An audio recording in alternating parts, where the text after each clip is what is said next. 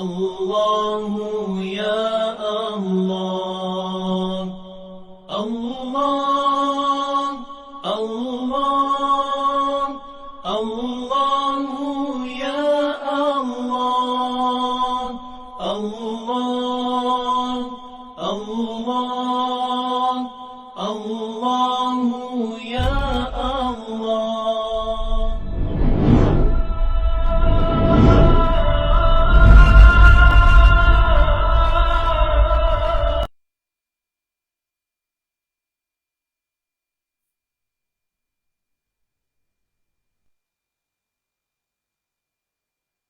Baca lagi. Bermula mengkahwinkan perempuan itu.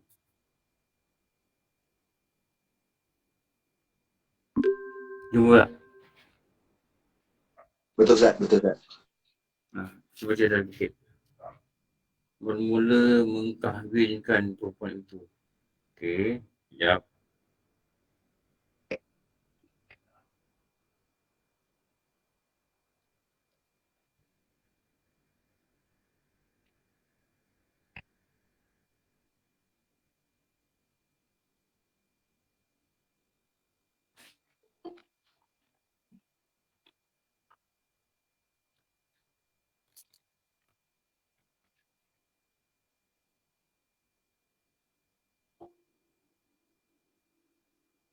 Belum saya lupa.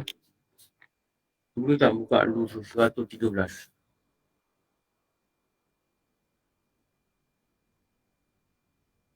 Dah jumpa 113. 113. Tak lama. Ustaz,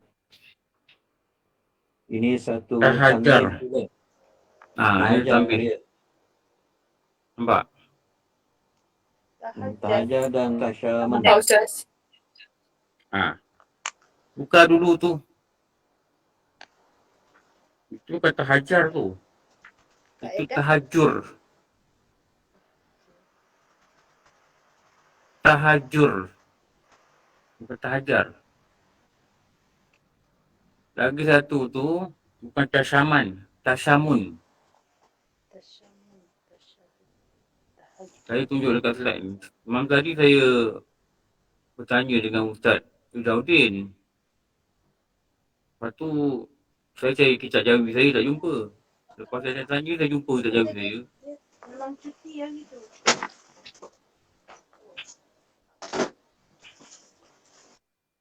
Saya jumpa kitab jawi saya. Lepas tu memang dekat jawi pun dulu masa belajar saya tulis tahajur. Bukan tahajar. Lepas tu saya WhatsApp Ustaz Izzaudin 10. Saya kata yang betulnya apa? Apa makna ni? Dia kata sebenarnya tahajur dan tasyamun kata.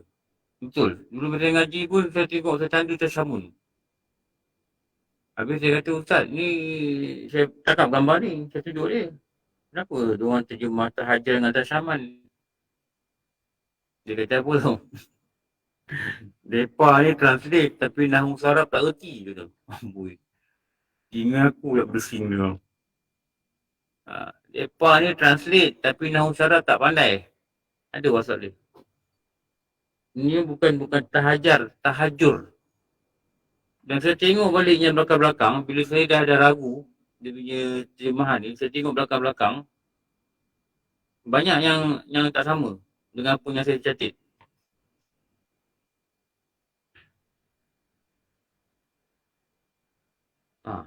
Aku nak kena betulkan balik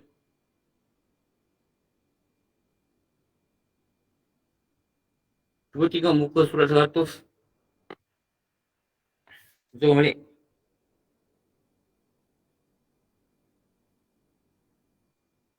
Dah jumpa tak muka 100? Ada Ustaz. Dah. Al-Mananah. Betulkan balik. Saya buka balik kitab yang jawi yang saya belajar tu. Saya tengok dia silap dalam tulisan. Saya buka, saya tengok balik apa benda dia tulis lagi. Memang 100. 100. Banyak silap lah dia buat.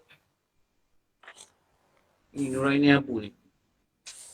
Patutnya kena ada orang semak ni. Ustaz punduk semak tu. Mungkin yang ni tak ada orang semak lagi. Itu. Al-Mananah. Sebenarnya, Al-Munanah. Munah, masih munah. Al-Munanah. Bawah tu, Al-Hunanah. Sebenarnya, Al-Hananah. Betul kan? Betul kan? Nanti mana tahu besok nak ngajar besok. Saya dah terkena ni. Ni bila kita tak rujuk pada nota kan. Nota kita yang kita belajar. Ni akibat dia. Bila saya tengok tahajur ni. Baik saya nak tanya dengan Ustaz. Kalau semalam saya tak tanya. Saya pun main baca tahajur. Tahajar. Bukan tahajar kata. Tahajur. Tu yang best kita ada guru tu. Ustaz Daudi ni dia kata apa-apa tak faham abak mai abak mai. Memang abak pun. WhatsApp mai kata. Abak mai. Jadi kalau boleh jawab lah. Kalau tak boleh jawab lah, jawab kemudian. Tahu tak dia kata apa tu? Dia kata apa tu? Kalau boleh jawab lah. Lah sama.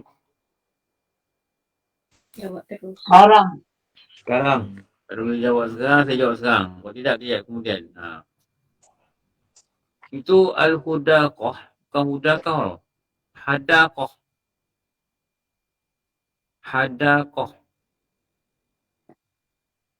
Ini rumit tu kecap ni.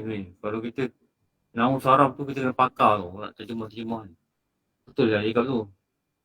Lepas ni translate Nahu saraf tak pandai tu. Al-hadaqah. Itu al-burakah. Al-barakah. Barakah.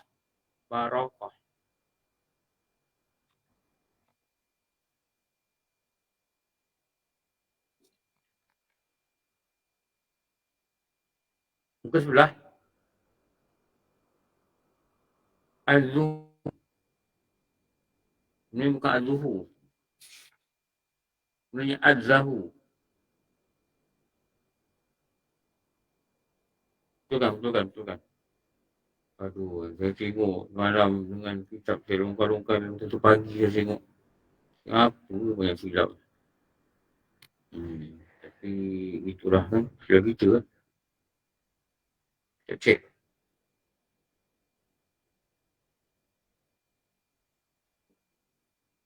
Muka surat 70.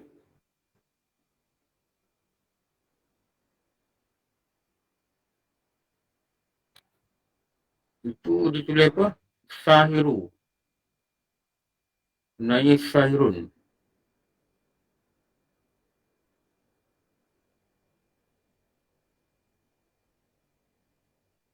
Okey, takkan itulah yang saya sempat semak. Nanti kalau ada nyala saya beritahu. Okey. Ustaz, yang muka surat 70 ni apa Ustaz? Sahirun. Yang sahir tu Ustaz ya? Jadi sahirun ni.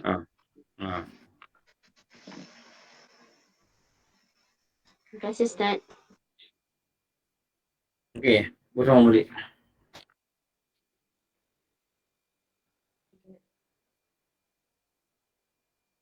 Bermula mengawinkan perempuan itu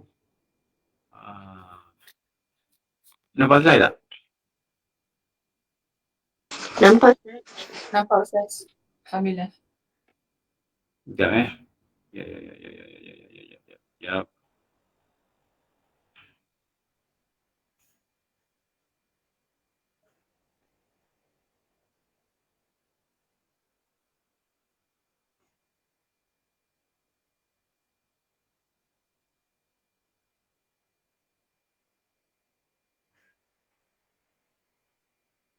Okey tu. Salin satu. Jangan kabut, salin semua. Saya baca, salin. Nanti saya baca, bermula, salin yang tu. Faham Jangan pergi salin bawah. Nanti saya cerita dia tak dengar. Tak dengar, tak faham. Bermula, salin tu dulu. Jangan pelik yang bawah ni. Mengkawinkan perempuan itu seperti dijadikan hamba maka hendaklah menilik seorang lelaki kamu ke mana memindahkan akak anak perempuannya atau saudaranya. Itu dalam kitab tu, muka surat 106. Okey, apa maksud dia? Dia belum kahwin, dia kena patuh dengan kita. Dengar cakap kita. Kita kata jangan keluar, jangan keluar. Dia dah jadi macam hamba. Seolah-olah macam hamba. Dia terikat. Dia terikat. Dia terikat. Bila dia kahwin, dia tak terikat dengan kita dah. Dia terikat dengan suami dia. Adik perempuan kita, kalau kita tak ada mak bapak, dia kena dengar cakap kita, abang. Tapi kalau kita ni, dia dah kahwin, dia tak payah dengar cakap kita. Dia kena dengar cakap suami dia. Kalau anak perempuan kita, dia tanya kita, macam mana ni, dia kata. Suami dia suruh gini-gini. Dia tanya kita. Kita kata, jangan tanya kita. Kita dah tak ada kuasa dekat dia. Yang ada kuasa dekat dia dah suami dia. Mana kalau suami dia kata balik raya kampung, balik Kelantan, dia kena ikut. Kita tak boleh kata jangan balik Kelantan, balik sini. Kenapa? Status dia tu seolah-olah dia hamba pada suami dia. Apa suami dia cakap, dia kena ikut. Lepas tu, kita nak pindahkan status hamba tuan ni. Dia nak jadi tuan siapa, tu nak kena tengok.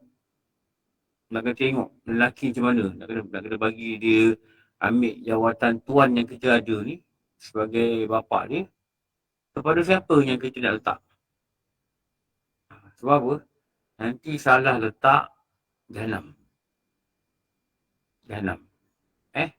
Takut dia suruh benda-benda yang langgar agama. Kita dengan anak kita puas cakap dengan dia. Jaga aurat, jangan pakai seluar ketat. Kita salah pilih orang.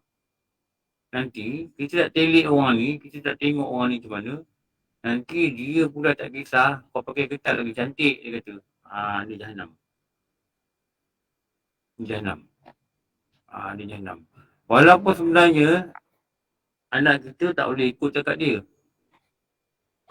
Tapi anak kita pun dia sebut salah, akhirnya dia ikut juga. Jadi daripada tak pakai tak ketat, kahwin jadi pakai ketat. Lepas tu saya tengoklah pengalaman kita kan.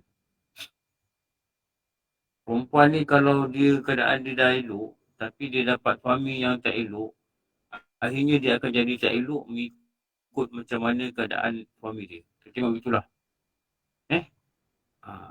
Saya tengok begitu.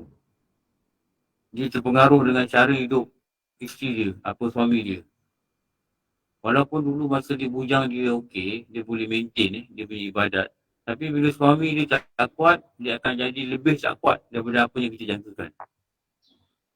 Sebab tu, dia kena siapkan diri dia, dan dia kena ada cita-cita perempuan ni, dia kena ada doa, dia kena ada harap, dia kena cita, dia kena ada usaha untuk memikirkan dia mesti dapat seorang suami yang boleh bimbing dia. Kalau dia ada harap, dia ada fikir, walaupun dia ni kelam kabut lah, dia ada harap. Mungkin dengan harap dia dan sangka dia pada Allah, dia harap dia dapat suami yang baik, Allah akan jumpakan suami yang boleh bawa dia pergi ke yang baik. Tapi kalau dia ni tak sangka gitu, tak ada harap gitu, tak ada fikir gitu, yang paling takut nanti dia hanyut, dan hanyut yang payah dia nak patah balik. Kadang-kadang kita tengok seluar agama. Tapi kita tengok, mana seluar agama boleh pakai seluar ketat ni. Boleh make up ni. Dan dia punya ketat ni seluar tu lebih ketat daripada seluar orang tak seluar agama. Seluar perempuan tak seluar agama. Jadi passion dia, fashionable dia, orang tak seluar agama pun tak macam ni. Akhirnya punca dia kadang-kadang suami. Lepas tu try sedapat mungkin jangan jadikan isteri sebagai tempat dia yang keluarkan pendapatan untuk keluarga. Ini susah sikit. Bila dia keluarkan pendapatan, kita tak keluarkan pendapatan, nanti kita nak kontrol dia susah. Kenapa? Dia yang serve the family. Yeah. Kalau nak kawal isteri, kita jangan biarkan dia serve family. Lepas tu kalau kita nak berniaga, kita berniaga lah. Tapi jangan libatkan dia. Kita nak kerja lah. Tapi jangan libatkan dia. Biar dia dengan bidang tugas dia. Tapi kalau dia yang jadi sumber kewangan, selalunya masalah dia bila kita tak boleh nak kontrol. Kita nak buka mulut takut. Kenapa kita takut nak buka mulut? Dia yang sumber pendapatan keluarga. Kecuali kalau dia memang faham yang dia ni ada tuan. Dulu mak saya, arwah mak ni, dia pernah cakap dengan jiran ni tau. Bukan jiran sebelah rumah lah. Jiran ni kawasan perumahan tu lah. Dia kata dengan ada makcik ni lah. Dia kata, aku tak apa, aku nak keluar pergi marhaban ni boleh saja, dia kata. Sebab aku dah tak ada tuan, dia kata. Aku bimbang macam korang ni lah, dia kata. Dia kata dengan makcik tu, korang ni ada tuan lagi, dia kata. Dia kata ada tuan lagi. Jadi apa-apa kau mesti minta idea dengan tuan kau. Mak saya ni dulu, dia ngajar marhaban. Dia ngajar marhaban. Dan dia ni biro agama. Saya cakap lah biro UMNO lah, payah UMNO nak cakap. Itu biro agama UMNO . Jadi dia ni, dia kata kalau dia dah ajar, kadang dia ajar lah. Marhaban ke apa benda ke, ada lah apa-apa dia ajar. Tu kadang-kadang ada orang jemput. Tu yang saya pernah dengar dia cakap tu. Dia kata, awak kau ni ada tuan lagi. Tuan ni maksud dia suami. Maknanya mak saya cakap, kau kena cakap dengan suami kau dululah. Boleh pergi ke tidak, macam mana cerita, baru boleh pergi. Dia kata macam aku ni dah tak ada tuan. Mak saya ni, dia umur dia lebih kurang 54, 53 lah, tak silap . Suami dia meninggal. Bapak saya lah. Bapak saya meninggal umur dia 59. Mak saya ni lahir tahun berapa 37 ke 33? 37 Ustaz. 37 37. Jadi dia dengan bapak saya ni dalam 5 tahun kot. Beza umur lah. 5 ke 4 ke 6 ke itulah. Jadi dia meninggal suami pun masa tu umur dia 50 lebih je. Bukanlah tua sangat. Tapi dia kata gitu. Dia kata gitu dengan makcik tu. Dan saya dekat rumah. Masa tu saya bujang, saya dekat rumah. Saya dengar. Masa tu saya faham lah dia kata. Dia kata macam kau ni ada tuan lagi. Aku ni dah tak ada tuan. Tak tuan ni memang tak ada suami. Jadi kau kena minta izin tuan kau. Ni buatan tuan ni. Orang tua dia pakai tuan. Orang tua dulu, suami dia ni adalah tuan dia. Dia fikir dalam otak dia tuan. Tuan ni maknanya kalau suami ni kata A. Dan saya pernah, mak saya cakap, mak saya cerita dengan saya kan. Dia cerita dengan kakak saya. Kakak saya ni pun kumpulan ni lah. Marhaban perempuan ni belajar kat surau, belajar kemas. Dia kata, sorry masa tunggu bas nak pergi marhaban kan. Orang ni banyak dapat jemputan. Program ni lah, UMNO ni kan. Jadi, mak saya kata, itu dia sebut nama kakak ni. Dia kata suami dia datang dekat bas. Suami dia kata apa? Kalau kau pergi juga, aku ceraikan kau. Oh Allah. Saya dengar terkejut dah. Ni mak saya cerita ni. Mak saya cerita dengan kakak saya. Lepas tu mak dia kata apa? Tu yang aku malas ni, dia kata ni. Orang-orang yang ada tuan ni, patutnya dia minta izin lah dengan suami tu. Ini jadi macam ni, dia kata orang semua tengok pun tak bagus, kata. Rupanya ada satu kakak ni, suami tak boleh pergi. Tapi dia pergi juga. Jadi suami dia geram, suami dia datang kat bas. Suami dia lapar tak balik. Habis mak saya kata, baik kau balik tau. Mak saya ni macam orang tua lah, orang tua nasihatkan. Yang kakak ni mungkin 40 lebih kot, tak tahulah. Saya kata baik kau balik. Ni dah tak late ni. Kalau kau pergi juga kau bercerai je. Perempuan ni dalam muka masam je balik rumah. Tak tahulah lepas tu apa jadi kat rumah ke luar. Saya ingat perkataan tu. Dia kata, ni orang ni ada tuan lagi ni. Dia kata. Tak boleh tanya dia, biar dia tanya family dulu. Betul. Betul. Maknanya mestilah dalam rumah tangga ni, tuan tu adalah suami. Tapi kalau tuan tu ada isteri, dia dah terbalik. Dia dah terbalik daripada apa yang sepatutnya rumah tangga orang Islam ni. Jadi isteri ni dia kena patuh, dia jadi hamba, seolah-olah dia jadi hamba kepada tuan dia. Bila dia tak kahwin, tuan dia adalah mak bapak dia. Tapi bila dah kahwin, status kita sebagai tuan ni dah tak ada. Tak ada. Dan tuan dia adalah suami dia. Jadi sebab tu nak kahwin dengan perempuan ni, kita nak cari tuan. Tuan dia ni macam kita ada kucing lah. Ada kucing contoh kita nak bela dah tak larat. Jadi dekat siapa nak bagi bela, mesti cari tuan yang elok. Kalau tuan yang tak elok kan, kita kata jahanam kucing YouTube ni. Teruk kucing YouTube, tak bagi makan ke apa benda ke. Sekarang ni nak mencari tuan. Bukan menantu. Nak cari tuan untuk anak kita. Sebab apa? Dia kena patuh pada lelaki. Dan lelaki ni biarlah lelaki yang elok. Mudah-mudahan gitulah. Sekarang ni, trend sekarang ni, bukan kita cari tuan. Anak kita cari tuan. Tahu? Dia cari tuan ikut kehendak yang dia rasa. Akhirnya kadang bukan dia dapat tuan. Dia jadi tuan pada lelaki tu. Faham tak dia kan ni? Lepas tu dia dah tak ngikut prosedur. Dia ikut prosedur. Tak ada lagi perkataan kalau orang pinang anak kita, kita kata sebenarnya saya ni nak meletakkan anak saya pada anak tuan, dan anak tuan ni akan jadi tuan pada anak saya. Pertanyaan tak ada dah. Kerana ni saya tuan dia. Dan bila mereka berkahwin, anak tuan ni, lelaki ni, tuan kepada dia. Lepas tu, ni Nabi kata, barang siapa mempersuamikan anak dia yang perempuan, atau saudara dia ni, adik-beradik dia yang perempuan lah. Kalau dia tak ada bapa, adik-beradik dia lah. Atau atuk dia ada wali. Dengan orang yang fasik. Saya tengok perkataan fasik ni, saya tulis nota. Yang tadi saya tengok buku-buku, apa saya catat dengan fasik ni.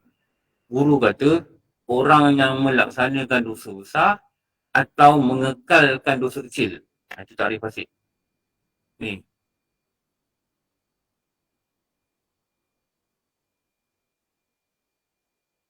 Ni.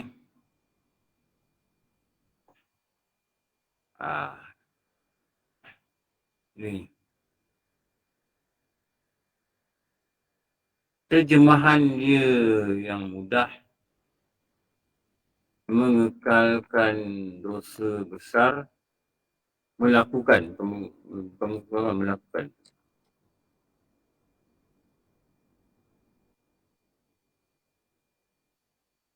dan mengekalkan dosa kecil.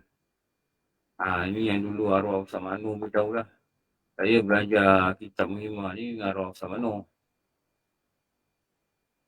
Jadi, syukurlah kitab Jawi tu saya boleh simpan walaupun dah tak ada rupa kitab. Tapi banyak benda dalam tu yang boleh diguna lah untuk letak. Tu fasik.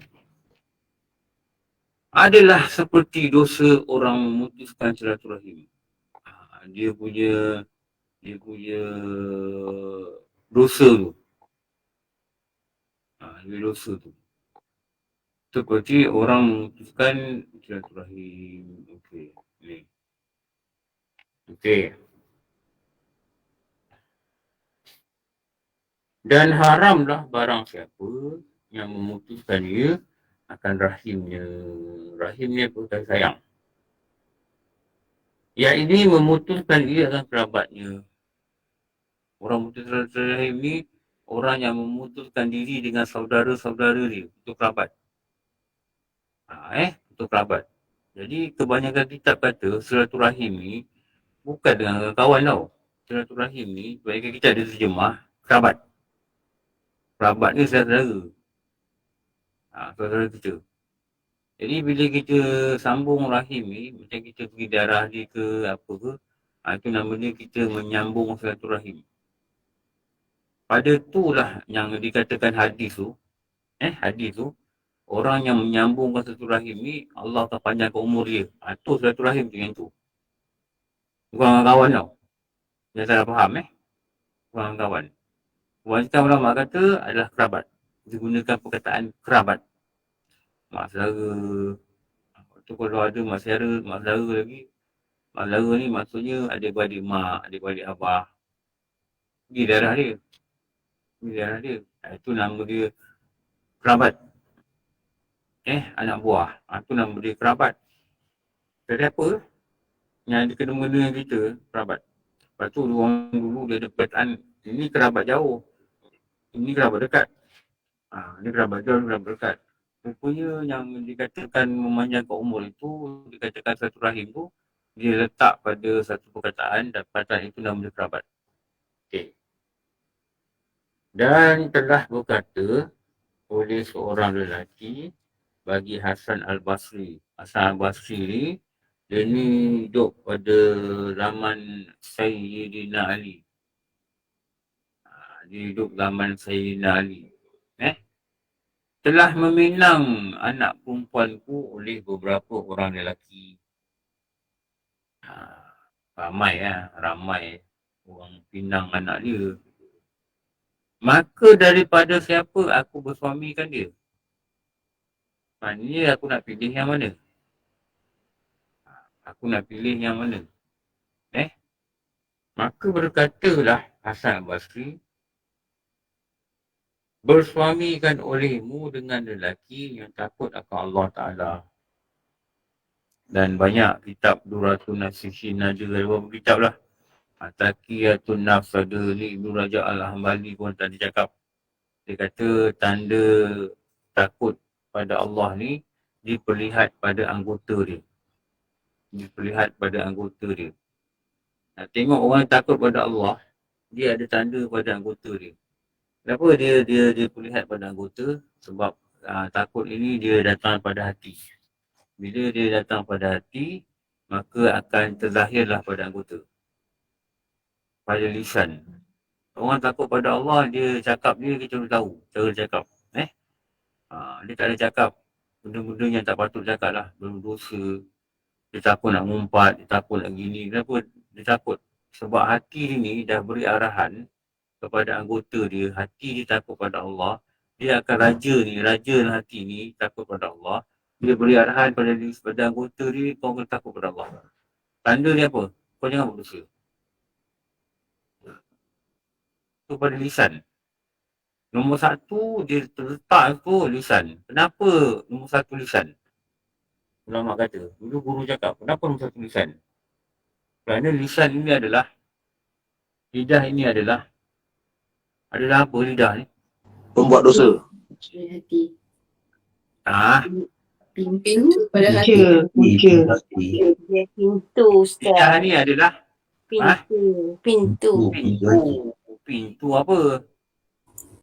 Pintu kepada hati. Pintu apa? Hati. Pintu pada hati. Lidah ni pintu pada hati. Hati ni, apa sahaja dalam hati, dia akan keluar ke lidah. Betul kalau hati marah, lidah akan cakap benda yang marah. Kalau hati sayang, lidah akan cakap benda yang dia kata saya sayang kat awak. Daripada hati lah. Daripada hati. Lepas tu, kalau hati dia tak takut Allah, benda yang pertama yang boleh dilisan, dilihat pada lidah dia. Lidah dia cakap gini, macam-macam dia cakap. Sebab apa? Lidah itu adalah pintu dia, hati itu pintu dia adalah lidah. Pintu keluar. Pintu keluar. Dia ada exit. Dia ada exit. Pintu masuk dia apa? 7 anggota. Pintu besar. Panca indera bukan Ustaz? Pintu besar dia apa? Perut. Perut dah. Ha, Bukan 7 anggota, bukan tangan, kaki, Kan. kemaluan. Bukan, Itu 7 anggota tu pintu kecil. Penglihatan. Pintu besar. Bukan. Lidah. Pintu besar dia adalah akal. Akal. Baik. Pintu besar dia adalah akal. Pintu besar keluar dia adalah lidah. Mulut. Oh, lidah, mulut pula. Lidah. Mulut dia betul tu. Pintu masuk dia adalah akal. Pintu masuk. Pintu masuk ke hati ni adalah akal. Pintu Pintu besar dia. keluar lidah, Ustaz. Pintu keluar dari lidah. Okey. Lepas tu ada pintu-pintu kecil itu. Tu anggota. Itu anggota. Ulama kata pintu ni lidah, telinga, panca indera lah. Dia adalah sungai. Sungai yang akan jatuh pada laut. Dan laut itu adalah hati. Ni benda-benda ni nak kena dalam ilmu tasawuf dia cerita begitulah. Dia cerita gitu. Jadi bila kita tengok pada lisan ni, jadi kita nampak pada lisan ni. Jadi pada perut tak makan benda haram. Pada tangan tak buat benda haram. Pada pendengaran tak dengar benda haram.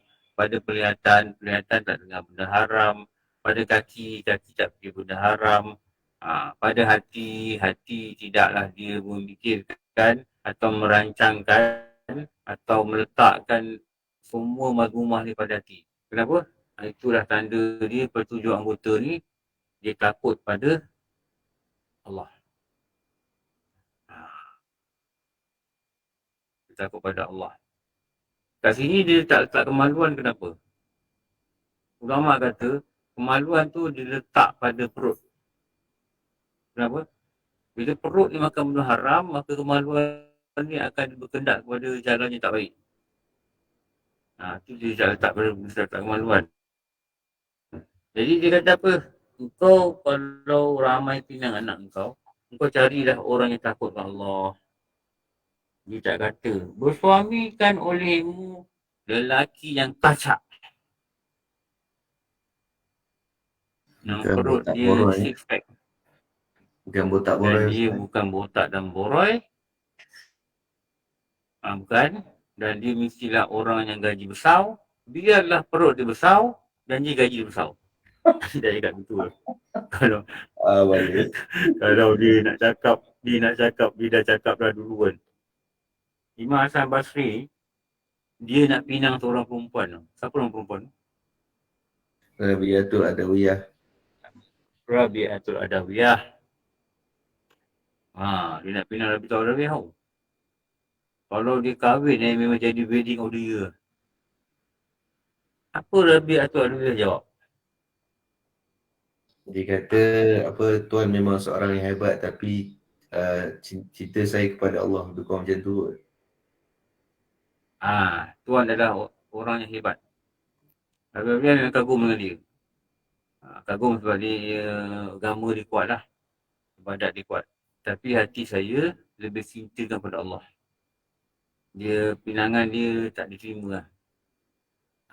Tak diterima. Tak diterima. Dia letak. Dia kata bersuamikan olehmu, oleh anak kamu tu dengan lelaki yang takut pada Allah. Tapi ciri ni yang orang sekarang dia tak bawa pandang lah. Dia pertama dia tanya apa? Itu kerja apa? Kerja dulu. Betul tak? Kerja dulu. Betul. Bukan kata tak boleh kerja. Memang kena kerja. Tapi selain kerja ni ada lagi yang utama. Yang pertama dia ni sembahyang ke tidak. Macam itulah. Benda-benda yang ringkas lah dia ni belajar agama ke tidak. Dia ni lepas tu kalau nak jumpa kan, elok kena tanya. Dan paling elok, boleh juga cara ni tau, nak jumpa kat surau, tanya dia pakai baju apa, kita tengok dia dulu dari jauh. Tengok dia. Kalau dia masuk masjid, dia buat tahiyat masjid, ni okey. Okey lah, maknanya dari segi lahir ni nampak dia okey lah. Bila nak sampai cakap, pakcik datang lambat lah, kau tunggu je Padahal kita dah ada kat masjid. Pakai spek hitam, pakai mask. Jangan cakap kita baju apa. Dia tak kenal kita. Kan dia, pakcik tahu pakcik call. Tanya kat mana? Oh, saya dekat masjid ni. Okey, tengok dia buat apa. Lepas tu tengok cara dia semayang kan. Kalau semayang gitu Susah. Awak ni pakcik tengok tak ada tamak ni lah. Apa nah? Sudah. Apa nah dia kata. Takut bila jumpa surau kat masjid Ustaz, jam tu pula dia buat tanya tu masjid Ustaz. Takut waktu tu pula. Tak cakap dengan dia, kita sampai lambat. Kita tak dekat masjid ni sampai lambat. Apa nah? Alamak, apa nah ni susah ni. Tapi Ustaz dia boleh berlakon juga. Ustaz dia tahu dah kita nak pergi masjid. Tak. Cakap dengan dia kita lambat. Dia benda ni kita masjid ni orang tak berlakon tau. Ibadah ni payah pun nak berlakon. Tapi percakapan dia boleh berlakon. Tapi cara semayang orang tak berlakon. Cara semayang dia akan ikut habitat dia, habit dia. Cara bercakap mungkin boleh berlakon. Tapi kalau kita pandai keluarkan habitat dia, kita cakap dengan dia, kadang kita jumpa. Ada something yang kita boleh jumpa daripada diri dia lah. Kalau kita kena siasat ni, sebab kita nak letakkan anak kita ni tuan baru dia. Kenapa Imam Hasan Basri kata gitu? Dia kata, kalau dia kasih akan dia, nescaya dia akan muliakan perempuan tu. Maknanya dia tak adalah mulia kan, dia maksudnya dia hormat lah. Hormat bukan hormat dia je, dia akan hormat keluarga dia. Maknanya tak adalah dia macam sekarang yang kita dengar ni, takut jugalah kan. Pukul apa, entak lah mati pun dia. Ini sangat menakutkan dah. Takutkan. Dulu ada siapa kali Jumaat fikir lah. Dia kata dah tunang 3 bulan, dia dapat tahu yang tunang anak dia ni baran. Dan dia pernah sepak anak dia. Waktu tunang. Dia sepak 2 kali anak dia. 2 kali kejadian ni berlaku. Dia dapat tahu. Lepas tu dia pun ambil keputusan, dia putuskan tunang. Dia cakap dengan anak dia putuskan tunang. Tak boleh. Kalau tunang pun dah sepak muka. Kalau kahwin, blanket ke tidak boleh naik. Tahu? Takkan kita anak kita begitu. Anak kita kena blanket dengan orang ke? Terajang dengan family dia apa benda.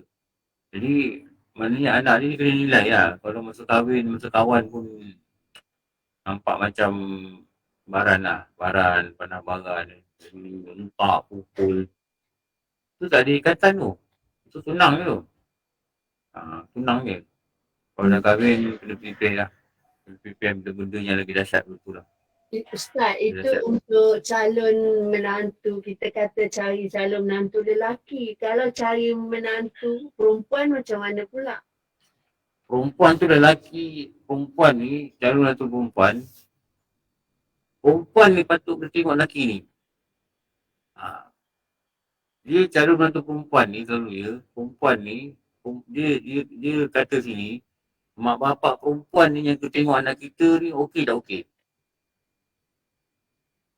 Kalau dia telik dari segi agama, nak tengok anak kita ni okey tak okey, maknanya dia dengan anak dia ni adalah orang agama. Tu je. Tu je. Kita nak cari calon menantu perempuan tu, kalau kita nak pilih kategori pun sama juga macam ni. Tapi dalam kitab ni selalu dia kata, sebab kalau lelaki salah pilih calon, dia tak menderita. Kenapa? Dia senang lepaskan. Sebab melepaskan tu ada pada dia. Tapi kalau perempuan salah cari lelaki, ni masalah. Dia nak proses, nak melepaskan ni makan masa. Bukan makan masa je. Besok dah kahwin, dah ada anak, dah bercerai, baru buat anak pula. Jadi cerita dia panjang. Cerita dia panjang. Sebab tu, usaha pada lahir, doa, ikut dekat kitab, telik sebelum apa-apa. Telik sebelum apa-apa.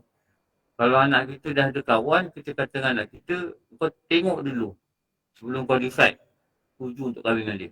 Especially perempuan.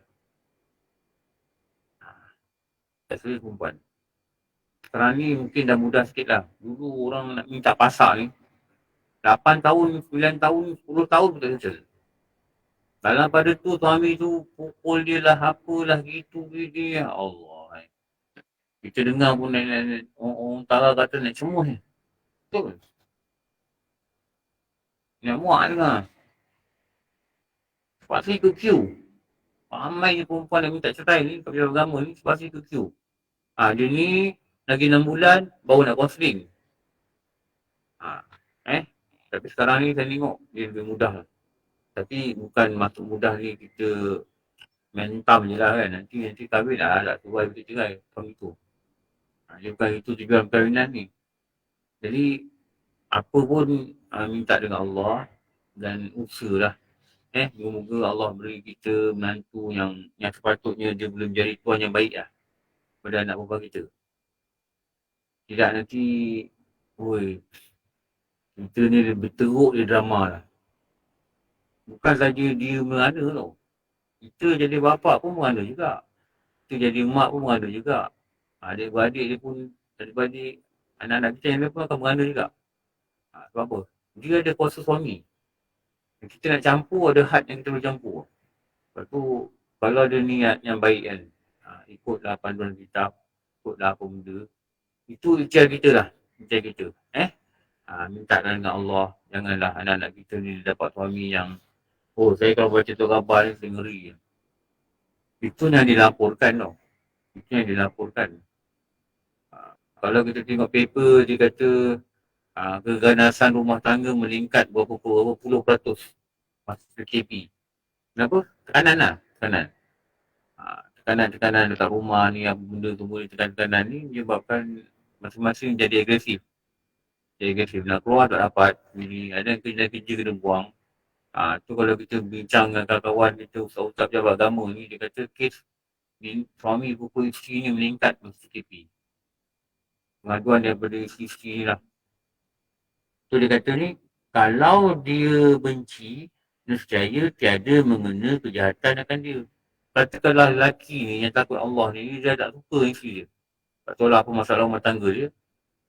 Tak adalah dia buat kejahatan. Tak adalah dia terajang, dia pukul lah, sampai mati, sampai cedera. Tak adalah. Sebab apa? Dia faham ada jalan keluar. Tu nak kena minta dengan Allah. Minta dengan Allah dan kita kena usaha ikut saluran apa yang dia ajar dalam kitab. Kalau tidak, ni pengalaman guru-guru yang menulis kitab ni, dia tunjuk sini kenapa? Sebab dia mungkin pengalaman dia, masa zaman dia pun dia nampak. Bagaimana ramai yang gagal. Kenapa dia tak ikut prosedur lah. Prosedur apa yang disuruh dia buat dalam mencarikan suami untuk anak ni. Sekarang ni orang dulu, sebab orang dulu kan. Orang dulu, bapa dia yang pilih suami dia. Tapi zaman sekarang, anak-anak dia pilih sendiri. Kalau anak-anak dia pilih sendiri dan dia pun dia akan pilih macam mana diri dia lah. Betul tak? Kalau dia pun takut agama, takkan dia nak pilih orang agama. Dia akan pilih apa yang ada pada diri dia. Lepas tu kalau diri dia ni dia boleh sediakan pada keadaan yang baik, hati dia takkan nak pilih pada orang lelaki yang tak baik. Dia tak pilih. Kenapa tak pilih? Hati dia ni, dia mesti pilih apa yang berkenan dengan hati dia. Kalau hati dia ni, dia suka pada agama, pasti dia akan pilih lelaki yang beragama. Tu pair dia lah. Tu pair dia. Okey. Tengok sebelah. Okay. Ini satu tanbih. Tanbih apa dia kata? Peringatan. Tanbihun. Kalau syahdan, perhatian. Nah, kita ada tulis syahdan. Syahdan ni perhatian. Kalau tanbih, peringatan. Pada menyatakan kismun. Kismun ni artinya giliran. Ni dari cek ni betul. Ada qaf, sim, mim, tanwin. Kismun. Artinya giliran. Fikir saya hantar gambar kat Ustaz. Tadi ya. Tahajar dengan tasaman. Dia kata hantar lagi. Dia cerita pasal apa ni? Mana hantar lagi bawah kitab tu cerita pasal apa? Dia kata pasal silaturahim. Dia suruh snap. Hantar. Dia nak baca. Lepas tu dia bagi saya satu hadis. Dia kata hadis ni, perkataan hadis ni, bila kita terjemah, dia tak boleh baca tahajar. Dia kena baca tahajur. Ni undang-undang luar. Nahu dan saraf. Oi.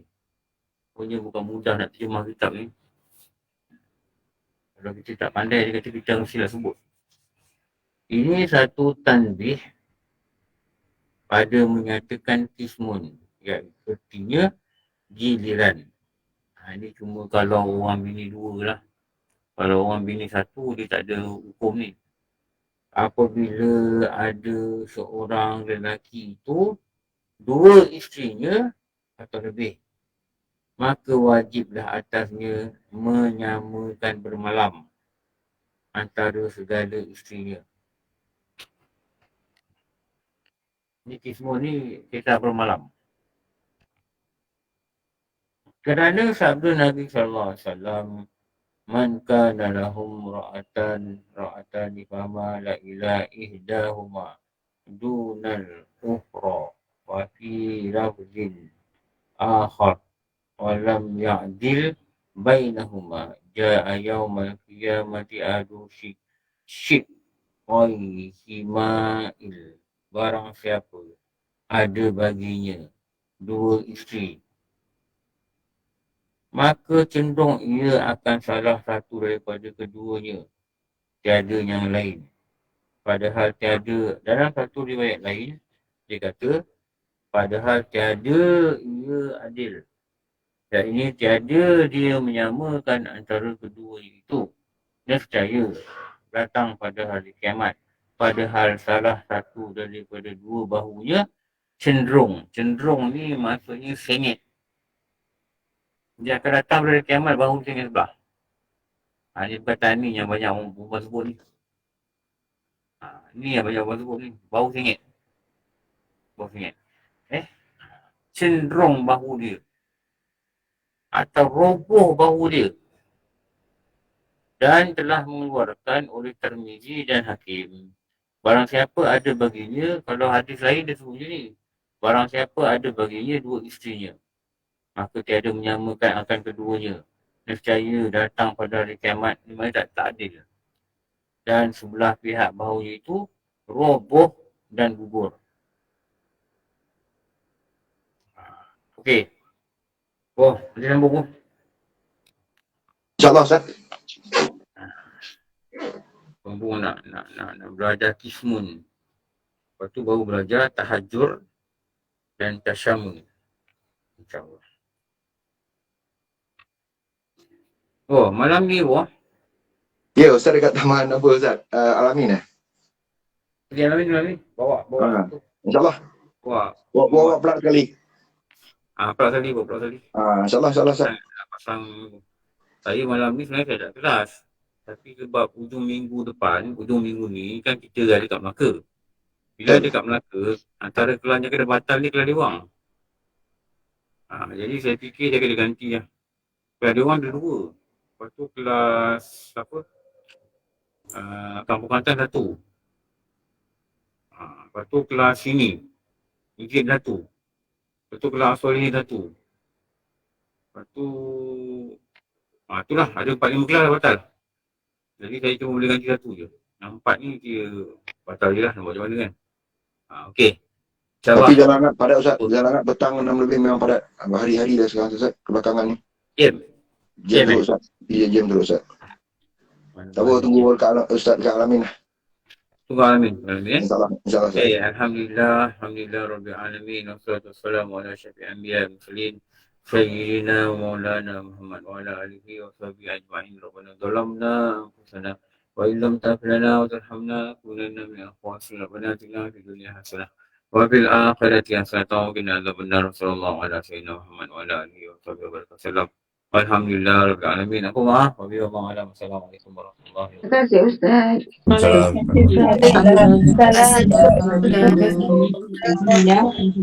kasih Ustaz. Assalamualaikum.